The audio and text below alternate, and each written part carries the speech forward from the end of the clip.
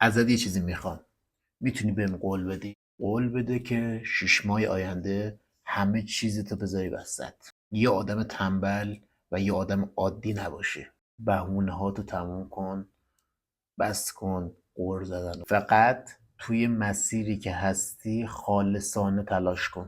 من شک ندارم تنها چیزی که کم داری همینه.